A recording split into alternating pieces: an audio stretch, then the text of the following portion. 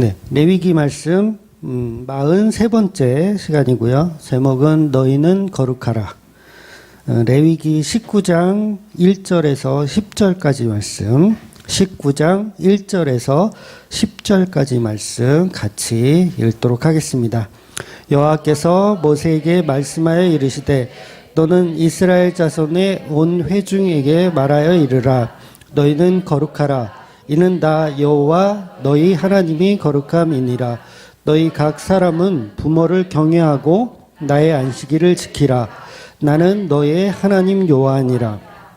너희는 헛된 것들에게로 향하지 말며 너희를 위하여 신상을 부어 만들지 말고 나는 너희의 하나님 여호와니라. 너희는 화목 제물을 여호와께 드릴 때에 기쁘게 받으시도록 드리고 그 제물은 드리는 날과 이튿날에 먹고 셋째 날까지 남았거든 불사르라. 셋째 날에 기쁘게 받으심이 되지 못하고 그것을 먹는 자는 여호와의 성물을 더럽힘으로 말미암아 죄를 담당하리니 그가 그의 백성 중에 끊어지리라. 너희가 너희 땅에서 곡식을 거둘 때에 너는 밥 모퉁이까지 다 거두지 말고 내 떨어진 이삭도 줍지 말며 내 포도원의 열매를 다 따지 말며 내 포도원에 떨어진 열매도 줍지 말고 가난한 사람과 거류민을 위하여 버려두라. 나는 너희 하나님 여호와니라. 아멘. 네, 지난주 말씀에 이제 포인트가 뭐였냐면 모든 성경은 예수를 증거한다는 게 포인트였어요. 구약도 마찬가지고 예수를 증거합니다. 그래서 노아 시대에 육식을 허락하신 것은 십자가에 죽으실 그 예수님의 살과 피를 모형으로 보여주기 때문에 육식을 허락하시는 거예요. 고기를 먹음으로 인해서 우리가 얼마나 죄인인 줄을 알고 예수님의 살과 피를 먹어야 하는지를 표현하기 위해서 노아의 시대에 육식을 허락해 주셨습니다. 아시죠? 네. 그 다음에 성적으로 문란한 것도 마찬가지죠. 성적으로 문란한 것도 인간의 어떤 윤리나 도덕을 잘 지켜서 이렇게 사회가 잘 돌아가도록 하기 위해서 성적 문란함을 하지 말라고 이야기한 게 아니라 신랑 예수와 신부된 교회를 증거하기 위해서 성적인 율법을 우리에게 주신 것이었습니다. 이제 레위기 19장에 이제 도달을 했어요.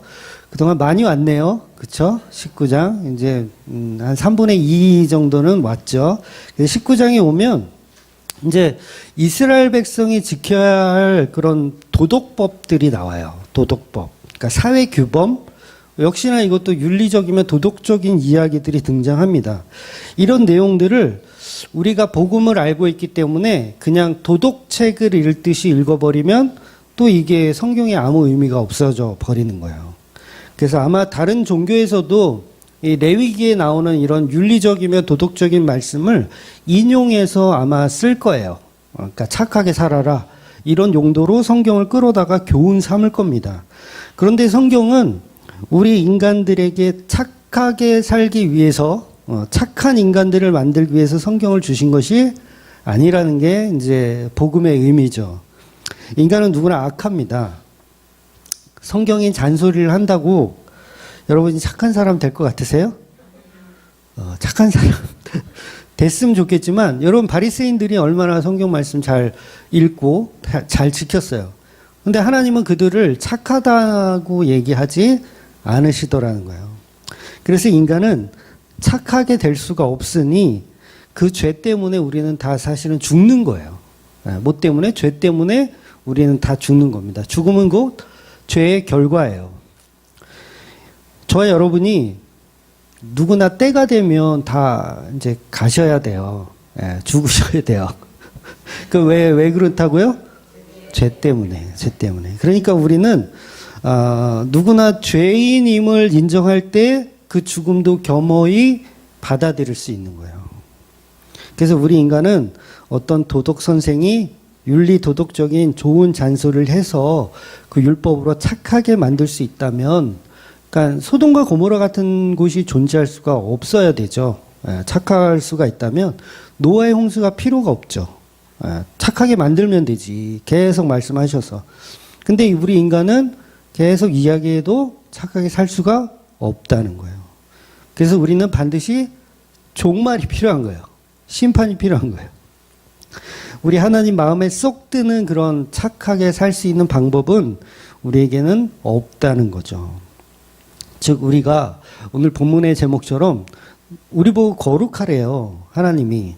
근데 거룩해질 수 있는 방법이 있다 없다? 없는 거예요. 그런데 하나님은 왜 자꾸 본문에서 우리에게 거룩을 요구하실까요?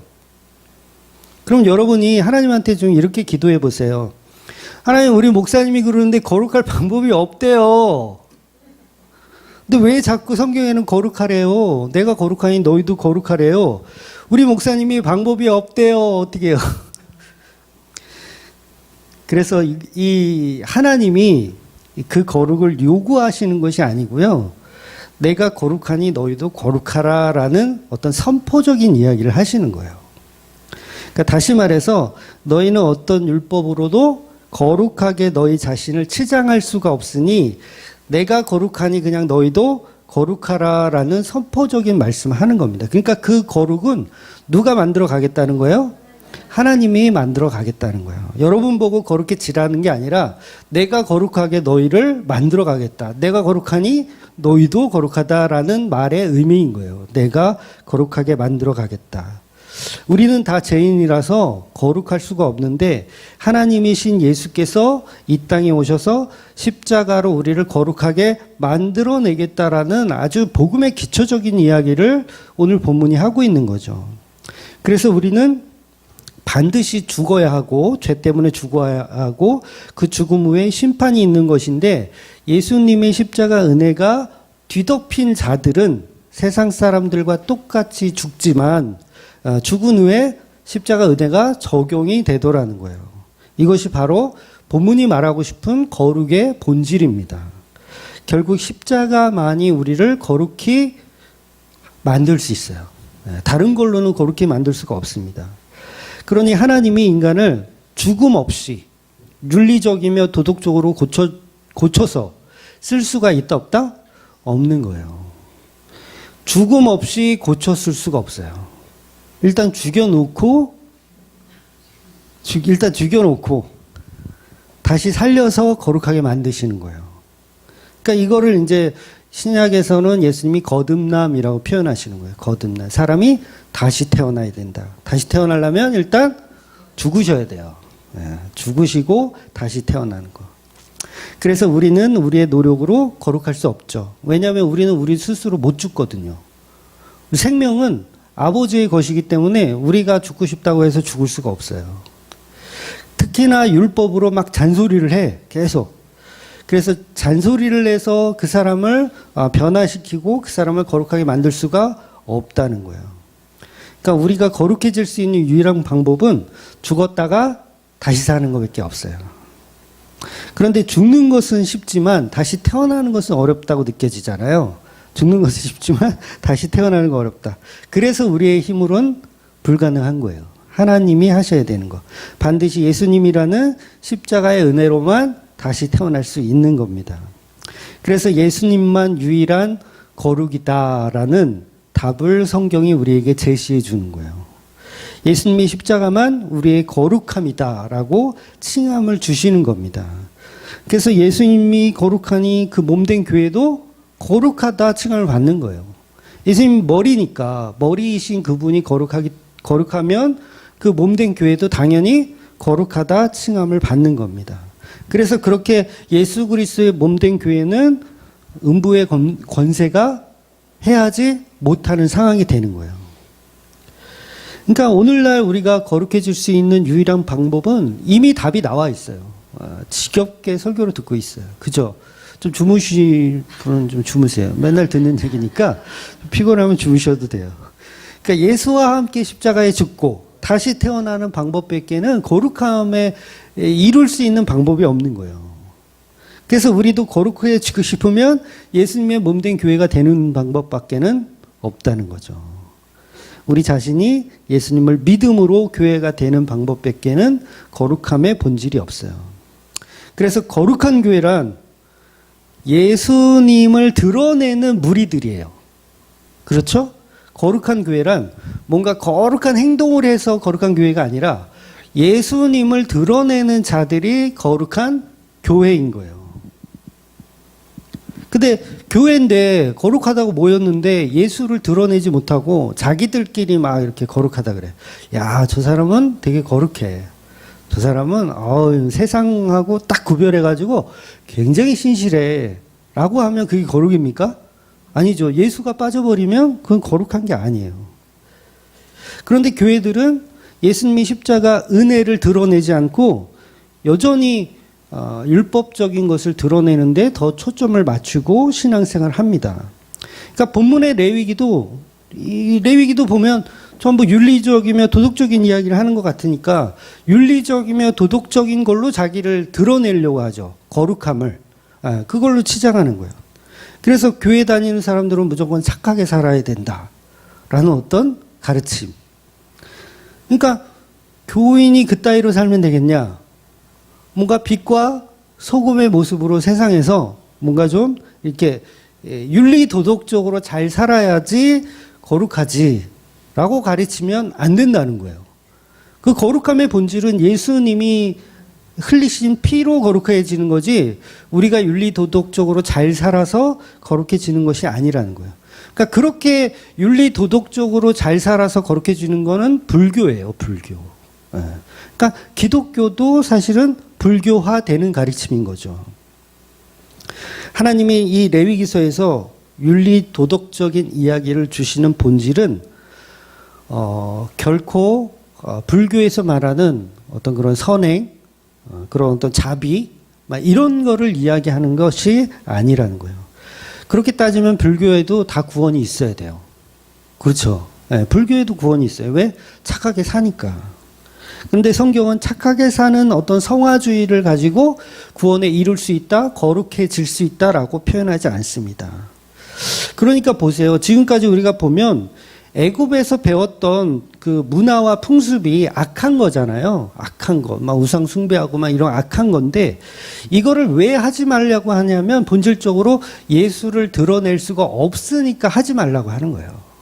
윤리적이면 도덕적인 이야기가 아니라 예수를 드러낼 수 없으니까 하지 말고 아예 출애굽을 시켜버리는 거예요. 여러분 한번 생각해 보세요. 하나님이 얼마든지 모세를 통해서요. 애굽에서 혁명을 일으킬 수도 있어요. 그렇잖아요. 여러분 애굽은 군사력이 막강합니다. 이 군사력이 막강한 애굽을 만약에 모세가 혁명을 일으켜서 장악을 한다면 가나안 정복은 뭐예요? 어떻게 되겠어요? 누워서 떡 먹기예요. 가나안 정복은 누워서 떡 먹기입니다. 제가 하나님이라도 모세를 혁명을 일으켜서 애굽 왕조를 물리치고 딱 입성하는 걸로 그림을 그릴 거예요. 제가 하나님이라면. 왜? 그게 편하니까. 그래야 더 막강한 힘을 가지니까. 그래서 군사적으로 보나 지리적으로 보나 애굽을 장악하는 것이 더 효과적일 텐데 하나님은 이스라엘 백성들을 무려 40년 동안이나 뺑뺑이를 돌리세요. 그리고 가나안 정복할 때도 어렵죠. 어렵게 정복하잖아요. 하나님이 함께하지 않으면 못 이겨요. 그들은 다 거인이고 우리는 메뚜기야. 못 이겨. 그래서 하나님은 그렇게 해서 정복할 수도 있지만 그 길을 선택하지 않으세요.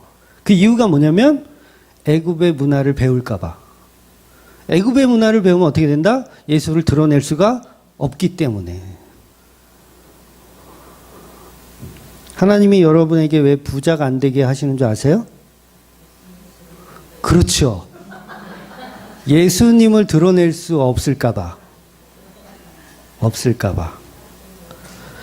부자 되면요, 예수를 드러내질 않아요. 나의 외제차를 드러내지. 나의 아파트, 대형 아파트를 드러내지 예수를 드러내지 않아요. 그러니까 하나님이 얼마나 지독하세요. 말이 40년이지. 여러분 40년 동안 광야에서 매일 똑같은 만나만 먹고 산다고 생각해 보세요. 지겹지 않겠어요? 지겹죠? 근데 그걸 시키는 하나님은 정말 지독하세요. 바울의 삶 보세요. 얼마나 지독해요. 아, 지독해. 끔찍해요. 끔찍해. 그러니까 고초를 한두 번 당하는 게 아니에요. 풍랑을 만나고 뭐 별의 별일이 다 있어요. 인생 자체가 끔찍해요. 근데 왜 이렇게 하시냐면 예수를 드러내라고 그렇게 하시는 거예요. 12제자들 마찬가지잖아요.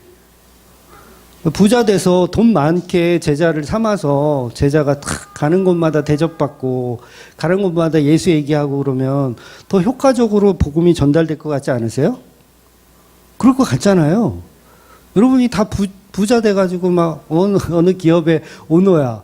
그러니까 말 한마디 하면 막 직원들이 다 교회 간대. 그러면 잘 될 것 같은데 그렇게 하면 종교화 시키기 때문에 하나님이 여러분을 오너로 만들지 않으신다는 거예요. 그래서 저와 여러분의 삶을요, 거친 광야로 밀어 넣으시는 거야. 그 이유가 뭐다? 예수를 드러내라고. 그래서 떠나잖아요. 예수 믿어보려다가 이게 지겹다. 이건 아닌가 보다. 그래서 바울 곁에도 친구들이 많이 있었는데 끝에 가니까 지겹다. 다 떠나잖아요. 그래서 이스라엘 백성들에게 가나안 땅의 모든 사람을 진멸하라고 주신 이유도 그 지역의 풍속을 따르지 말라는 거예요. 왜냐하면 그 지역의 풍속을 따르면 예수를 드러낼 수가 없기 때문이죠. 그래서 본문에서도 이스라엘 백성에게 윤리도덕적인 율법을 주시는 이유도 똑같아요. 그러니까 지금 이 19장이 윤리도덕적인 이야기를 막 계속 전달하거든요. 앞으로 계속 보겠지만 전달해요. 그 이유가 예수를 드러내라고 주시는 거예요. 그러니까 19장을 이제 미리 읽어 오신 분이 있으시겠지만 저는 있을 거라고 굳게 믿습니다. 있으시겠지만 내용이 전부 그런 내용이에요. 우리가 읽은 것도 보면 예를 들면 부모를 공경하라예요. 부모를 공경하라. 그럼 이거는 공자가 이야기했던 어떤 그런 유교 사상이잖아요. 부모를 공경하라. 그러면 성경이 말하는 부모를 공경하라고 그런 어떤 유교에서 말하는 부모를 공경하라는 이야기하고 똑같은 이야기를 할까요? 전혀 아니에요. 전혀 아니에요. 그래서 기독교는 종교가 아니라는 얘기를 하는 거예요. 예수님도요, 어머니 마리아와 동생들이 예수님 찾아와요. 잘 아시죠? 그때 예수님이 정말 냉정하게 누가 내 어머니며 누가 내 동생들이냐 그러시는 거예요. 이거 불효 자식이죠. 이 전문 용어로 이걸 호로새끼라고 하잖아요. 그러니까 유교 사상으로 보면 예수님은 어떻게 된 거예요, 지금? 야, 이런 어떻게 이럴 수가 있어? 그러니까 기독교가 말하는 부모를 공경하라고 유교가 말하는 부모를 공경하고라는 말은 똑같지만 내용이 전혀 다르다는 거예요. 그래서 전에도 말씀드렸지만 마리아는 예수님하고 피 한 방울 섞이지 않은 대리모예요. 대리모. 예수님 죄송하지만 육적인 부모가 없으세요. 이게 굉장히 중요한 얘기인데 마리아와 요셉은 그냥 대리모이며 양아버지예요. 대리모이며 양아버지. 양부, 양모예요. 물론 그렇다고 양부, 양모니까 여러분의 부모님께 함부로 하라는 얘기는 아닙니다. 그 말이 아니라 중요한 것은 예수님은 그럼 부모가 없이 태어난 분이네요. 이걸 전문 용어로 하면 스스로 계신 분이라고 하는 거예요. 에고 에이미. 이해가 되시죠?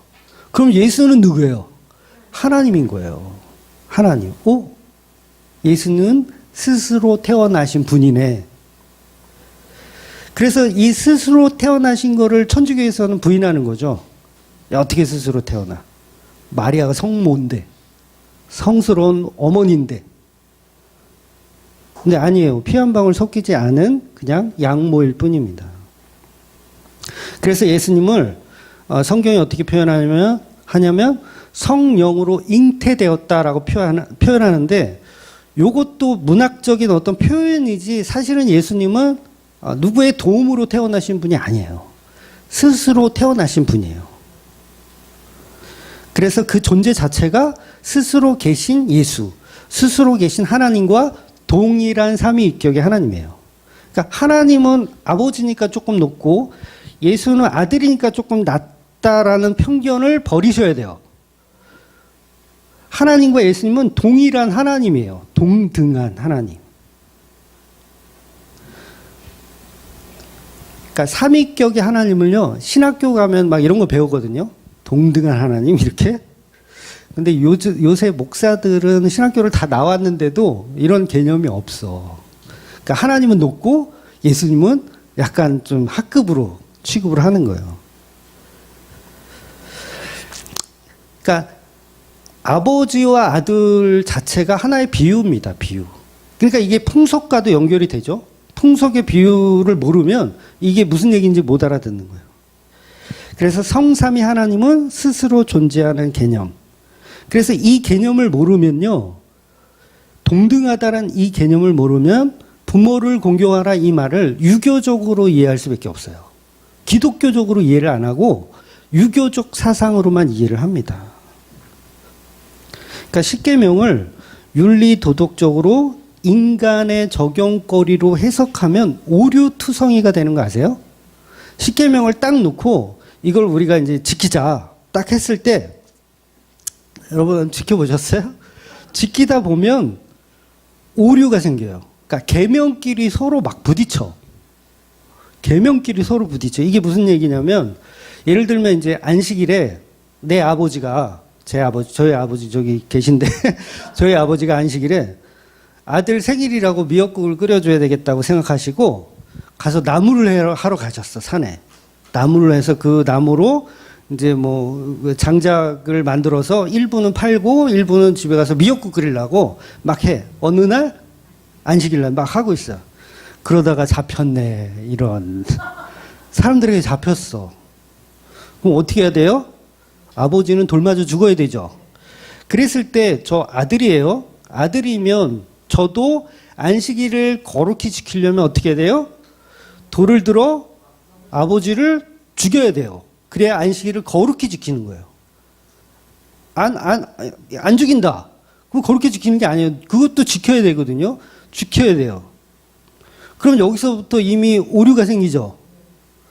안식일도 지켜야 되고 부모를 공경하라도 지켜야 되는데, 그러면 세상에 아들이 아버지를 때려 죽이는데 부모를 공경하라, 이게 부딪히죠. 그러니까 오류가 생기는 거예요. 4계명을 지키기 위해서는 5계명의 부모를 공경하라는 위반이 됩니다. 또 그렇게 따지자면 6계명 살인하지 말라, 또 부딪히죠. 안식일을 지키려고 했더니 살인하지 말라에 또 부딪히죠. 그래서 이 십계명은요, 우리가 가진 풍습, 우리가 가진 윤리 도덕으로 해석하면 계속 오류만 나요. 답을 못 찾습니다. 그래서 바리새인들이 계속 답을 못 찾은 거예요. 계속 오류가 난 거예요. 그러니까 예수님하고 왜 바리새인들이 부딪히냐면, 바리새인들은 오류투성이를 가지고 자기가 잘 지켰다고 하니까 진리가 딱 오시니까 그게 부딪히는 거예요. 계속 안 맞는 거예요. 그러니까 바리새인들은 계속 열받기만 하죠. 이것도 지키고 저것도 지키고 계속 부딪히니까 열받기만 하는 거예요. 그런데요, 예수님이 모든 십계명의 율법을 해결하신 분으로 적용을 하잖아요. 그러면 이게 다 해석이 되는데, 십계명 자체가 우리가 지켜야 하는 계명이 아니라 예수님이 지키신 개념으로 딱 방향만 딱 바꿔버리면요, 십계명이 서로가 서로를 안 부딪혀요. 이게 굉장히 신기한 거예요. 안 부딪혀요. 그러니까 쉬운 말로 조금 말씀드리면, 이 십계명 자체가 말씀이잖아요. 이 말씀이 육신이 되어서 오신 분이 예수님이잖아요. 그래서 예수님이 곧 십계명이에요. 그래서 예수님으로 십계명을 다 해석을 해버리면 서로 안 부딪혀요. 근데 바리새인하고 자꾸 싸우는 이유가 예수님으로 해석하기 싫어서 그래요. 그러니까 바리새인들은 계속 윤리 도덕적인 걸로 십계명을 해석하고 싶어하고, 예수님은 뭐라 그래요?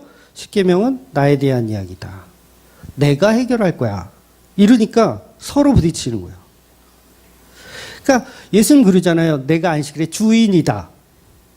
안식일 너네가 지키려고 하는 게 아니라 안식일은 내가 주인이다. 이 말은 다른 모든 계명의 본질은 예수다. 이런 얘기예요. 그러니까 인간이 십계명을 지키면 다 오류투성이가 되는데 예수님으로 해석하면 오류가 생기지 않더라는 거예요. 그래서 십계명을요, 예수님에게 적용하는 거예요. 여러분에게 적용하는 게 아니라 예수님에게 적용하는 거. 그래서 그 그리스도에게 모든 율법을 적용시키면 모든 613가지의 율법의 조각들이 퍼즐처럼 다 맞춰져요. 이게 굉장히 신기한 건데 613가지의 율법이 있대요. 그러니까 구약의 율법들을 바리새인 같은 어떤 그런 학자들이 다 일일이 몇 개인지 센 거야. 그랬더니 보통 613가지로 이렇게 나와 있어요. 그러니까 예를 들면 이래요. 부모가 안식일에 나무를 하러 가서 사람들에게 잡혔어요. 그럴 때 그 아들이 돌을 들어 아버지를 죽여야 하는데 돌을 내려놓고 그 아들이 아버지를 대신해서 죗값을 치르고 마저 죽는다면, 이해가 되시죠? 이 말이 아버지를 대신해서 그 아들이 죗값을 치른다고 치고 아버지 대신 돌을 마저 죽는다면 십계명의 문제들이 지금 오류 났던 이 세 가지가 다 해결이 됩니다. 자, 아들이 대신 죽으면 안식일을 범한 죗값을 치러지죠. 치러지는 거예요. 안식일 문제가 해결이 돼요. 그리고 또 내 부모를 공경하라. 아버지 대신 그 아들이 죽겠다고 나섰으니 부모를 공경하라라는 문제가 해결이 되죠. 또 6번째, 살인하지 마라. 이것도 해결이 되죠. 그러니까 내가 아버지를 안 죽여도 되는 상황이니까 본인이 죽는 거니까 살인하지 마라라는 문제가 해결이 돼요. 이런 식으로요, 예수님을 율법으로 대입을 시켜버리면, 이거 수학 계산하는 것처럼 이렇게 대입을 시켜버리면 율법 613가지가 서로가 안 부딪힌다는 거예요. 놀랍죠?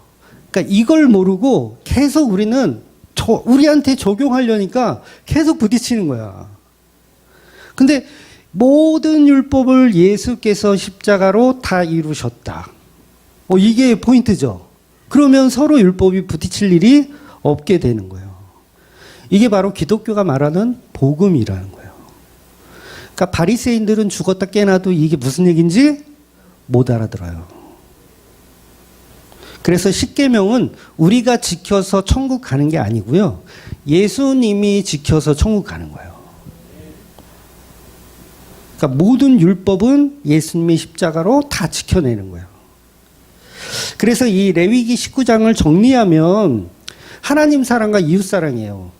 하나님을 사랑하고 이웃을 사랑하라. 십계명도 똑같잖아요. 1계명에서 5계명까지는요, 하나님 사랑이에요. 그러니까 부모 사랑, 그것도 하나님 사랑으로 본다면 1에서 5는 하나님 사랑, 6에서 10은 이웃 사랑이에요. 살인하지 마라, 거짓말하지 마라, 뭐 이런 거. 그러니까 하나님 사랑과 이웃 사랑. 근데 이걸 예수님께서 십자가에서 하나님 사랑과 이웃 사랑을 다 이루신 거예요. 하나님께 순종하며 우리 인간들, 이웃들을 위하여 죽으신 그 예수. 그래서 복음의 내용을 이 레위기 19장이 윤리 도덕적인 어떤 그런 내용을 가지고 예수를 지금 증거하고 있는 거예요. 그러니까 예수로 풀지 않고 윤리 도덕으로 풀면 다 이게 오류만 납니다. 계속 오류. 그래서 말씀이라는 것은 예수에게만 열쇠가 있어요. 예수에게만 키가 있어요. 그래서 그 열쇠를 포장해서 주는 거잖아요. 반석이 교회를 세우는 그 열쇠를 누구한테만 주는 거예요? 성도들에게만 주는 거예요. 그러니까 그 비밀을 알아먹지 못하니까 다른 사람들은 윤리 도덕으로 보는 거예요. 그러니까 부모를 공경하라 그러면 내 집에 있는 그 공자가 말한 유교적 사상으로 공경하라는 게 공경인 줄 아는 거예요. 그렇게 가면 그거는 그냥 종교화되는 겁니다. 우리는 율법 전부 지키고 싶어도 율법들이 서로 부딪히기 때문에 지키고 싶어도 못 지켜요. 지키고 싶어도 못 지켜요. 안식일을 지키자니 부모를 공경할 수 없고, 부모를 공경하자니 우상 숭배를 할 수밖에 없고, 그런 상황이 반드시 오더라는 거예요. 여러분, 막말로 여러분이 모시는 부모님이 갑자기 절에 가자 그래. 절에 가자 그래. 거기서 불공 드리고 거기서 부처님 앞에서 절하고 이렇게 하자고 한다면 부모를 공경하라는 말씀 때문에 따라가야 되죠. 대들 거예요? 공경해야 돼요. 부모를 따라가야 돼요. 그러면 어떻게 해요? 부모를 따라서 그 일을 하게 되면 1계명과 2계명, 우상숭배의 계명들은 못 지키는 거예요. 어떻게 해야 되나? 그래서 인간은요, 어떤 모양으로든 10계명을 못 지킵니다.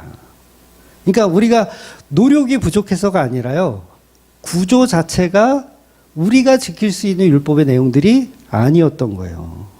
그러니까 노력해서 지킬 수가 없어요. 바리새인들은 613가지를 다 지킨 게 아니라 다 지켰다고 스스로 위안을 삼은 거지 실제로는 못 지켜요.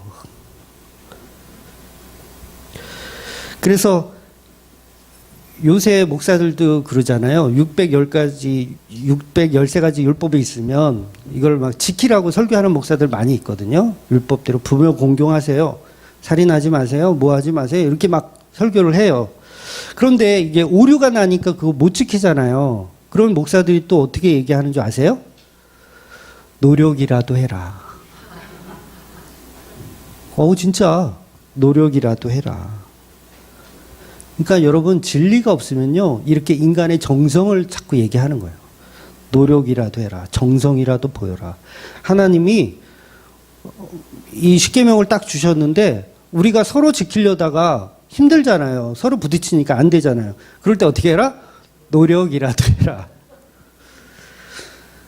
정성을 보여라. 이게 바로 무당입니다. 정성을 보여라. 여러분, 주일 성수를 완벽하게 할 수가 없잖아요. 집에 무슨 큰일이 생길 수도 있고. 그럴 때 어떻게 이야기하냐면 최선을 다해라. 그렇잖아요. 최선을 다해라. 그러니까 주일 성수 꼭 하십시오. 근데 어떤 성도가 이번에 뭐 집에 뭐 누가 상을 당해서 못 가게 생겼습니다. 그럼 왜 최선을 다해라. 여러분, 이게 무당들이 하는 이야기인 거예요. 우리는 최선을 다하는 게 아니라 예수님이 이루신 안식일, 예수님이 이루신 그 날에 우리가 기뻐하는 거지 우리가 지키는 날이 아닌 거예요. 율법과 복음은 우리가 지키는 게 아닙니다. 예수님이 십자가로 다 지켜내신 거예요. 우린 그걸 믿는 거죠. 너무 쉽다, 그죠? 우리는 하는 게 없네? 그냥 믿는 거예요. 근데 그게 십자가로 중심을 잡는 게 그래서 어려운 거예요. 제가 그 마가복음 할 때도 스펙트럼 얘기하면서 무지개로 표현했잖아요. 녹색 중간에 서기가 어렵다. 자꾸 빨간색으로도 가고 보라색으로도 가고 자꾸. 여러분, 옛날 예능 보니까 그 롤러코스터 타면서 짜장면 먹기. 그거 기억나세요? 그 정준하 씨인가? 막 이렇게 짜장면을 먹는데 롤러코스터를 타면서 짜장면을 먹는 거예요. 근데 이 짜장면 면발이 막 다 얼굴 전체에 다 얼마나 웃었는지 몰라요. 정말 배꼽을 잡고 웃었던 기억이 나요. 한 8년 전 예능인데 못 먹죠. 왜 못 먹어요? 흔들려서 못 먹어. 그래서 흔들리는 롤러코스터에서는 구원이 없어요.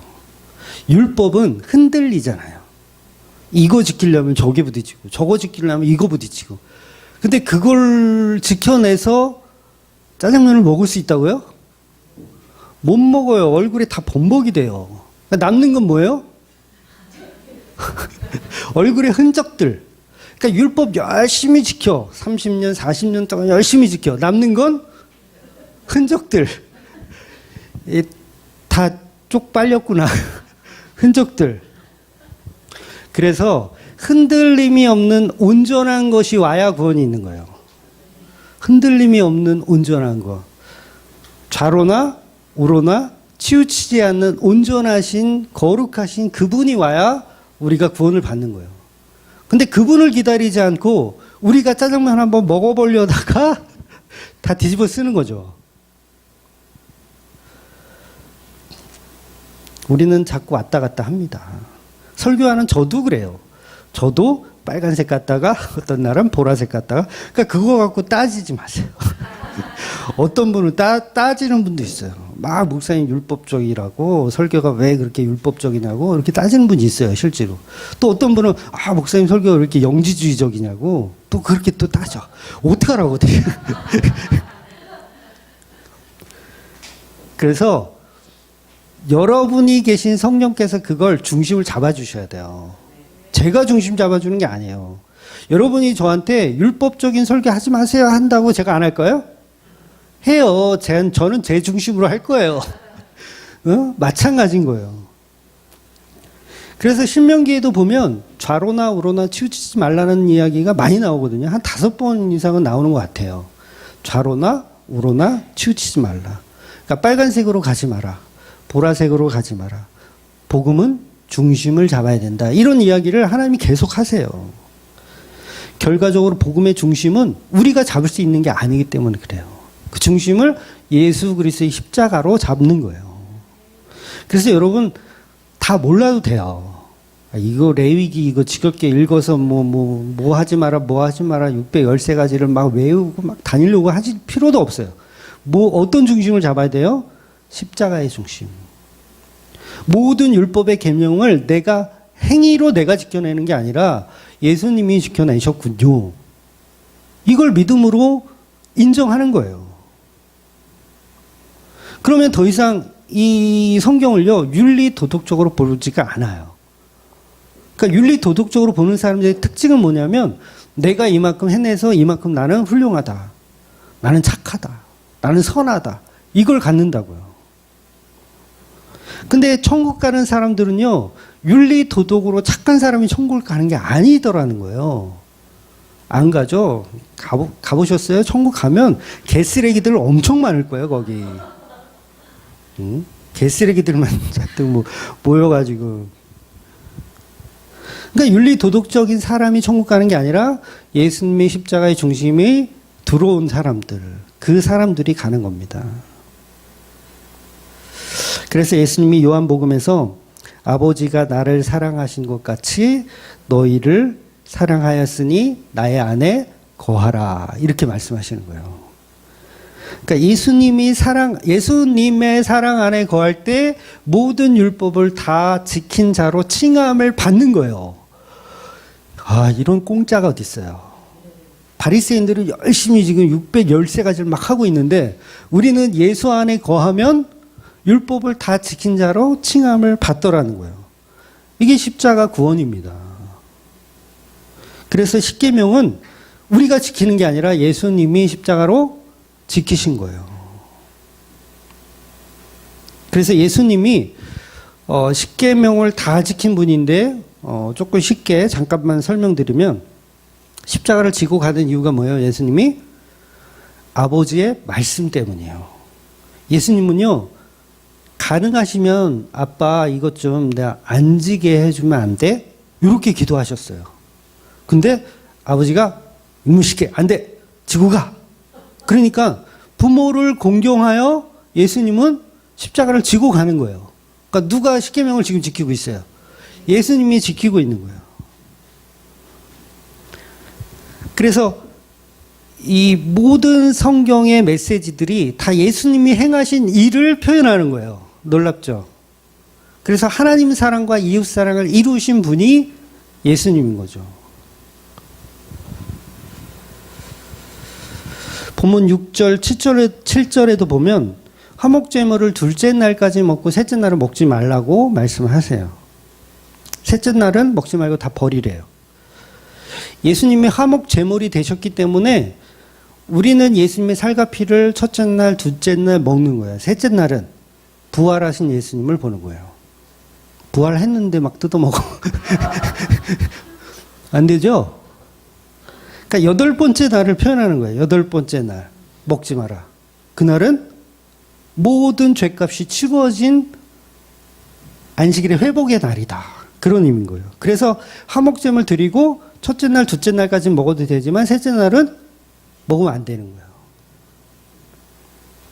9절에 이삭을 거둘 때, 추수할 때 떨어진 이삭 죽지 말라. 이렇게 또 말씀하시죠. 그러면 이게 또 우리는 또 이걸 가난한 사람 그냥 이렇게 구제하라는 의미로만 받아들여요. 근데 그 의미가 아니라 예수님이 우리의 떨어진 이삭인 거예요. 그래서 우리는 다 나그네, 고아, 가부인데 남의 밭에 떨어진 이삭 주워 먹고 사는 존재. 그러니까 누구를 위해서 떨어뜨려 주겠다는 거예요. 나그네와 고아, 가부를 위해서 추수 때 떨어진 거 그냥 냈더라. 열매 다 따지 말고 좀 남겨둬라. 그 이유가 다 뭐예요? 윤리 도덕적인 게 아니라 예수 그리스도로 먹고 사는 저와 여러분이 고아와 가부와 나그네잖아요. 맞죠? 더 설명 안 해도 되죠? 그래서 우리가 자녀의 땅에 떨어진 부스러기를 먹는 존재. 그 부스러기가 사실은 뭐예요? 예수님이에요. 예수님이 땅에 떨어진 이삭이고 우리의 먹거리예요. 근데 그 먹거리를 남겨둬라. 오늘 율법의 본문이 얘기하는 거예요. 먹거리를 남겨둬라. 근데 이거를 복음으로 안 풀고 그냥 윤리도덕으로 풀면 저기 그 아프리카 분 그 계신 어린이들 도와주는 게 성경 말씀이구나라고 생각하는 거예요. 아니요, 그 아이들 도와주는 게 나쁘다는 거 아니에요. 도와주세요. 도와줘야 하는데 그게 성경이 말하는 본질은 아니라는 얘기를 하는 거예요. 그래서 모든 율법은 예수님이 지키신 거고 예수님이 이루신 영역입니다. 거기를 예수님 치우고 우리가 하려고 그러면 그걸 우상숭배라고 하는 거예요. 그러니까 우리는 못해요. 우린 죄인이에요. 못하면 뭐가 돼요? 죄인이죠. 쉽게 말하면 못 지키면 죄인이잖아요. 우린 못해요. 죄인이에요. 그러니까 죄인이 안 되려고 노력을 해도 죄인이야. 왜? 계명들이 서로 부딪히는 걸, 안 되는 걸. 그래서 예수님이 오셔서 뭐라 그래요? 나는 의인을 부르러 온 것이 아니라 너희같이 못하는 애들, 죄인들을 부르러 왔다 이야기하는 거예요. 율법을 감당하지 못하는 저와 여러분에게 그 율법이 육신이 되어서 오신 거예요. 그리고 우리와 연합을 해주시는 거예요. 우리는요, 이웃사랑을 할 수가 없는 존재입니다. 네, 이웃사랑 안 돼요. 내 식구를 더 챙기지. 길 가다가 노숙자 있으면 우리 집 가서 주무십시오. 그렇게 할 수 있어요? 한 명쯤은 될 수도 있어. 정말 착한 사람은. 근데 그런 사람은 계속 집으로 올 때마다 계속 데리고 와서 씻기고 밥 먹이고 용돈 100만 원씩 줘가면서 계속해. 그럴 수 있어요? 못해요. 근데 내 자식이야 보니까 이 그지가 내 자식이야. 그럼 어떻게 해요? 당장 하죠. 당장 데려가서 씻기고 먹이고 용돈 주겠죠. 그러니까 우리는 내 식구만 하지만 이웃사랑은 못하는 거예요. 못해요. 그래서 그걸 누가 하냐? 예수님이 하시는 거예요. 예수님이. 우리는 그분을 믿는 거고요. 그러니까 우리가 이룰 수 없는 율법으로 우리의 가치를 챙기려고 하면 안 돼요. 거룩은 예수님이 거룩하니 너희도 거룩하라요. 그러니까 예수님이 거룩한 일을 했으니 너희도 거룩한 일을 하라가 아니라 예수님이 거룩하니 너희도 그 거룩함 안에 거하라 이거예요.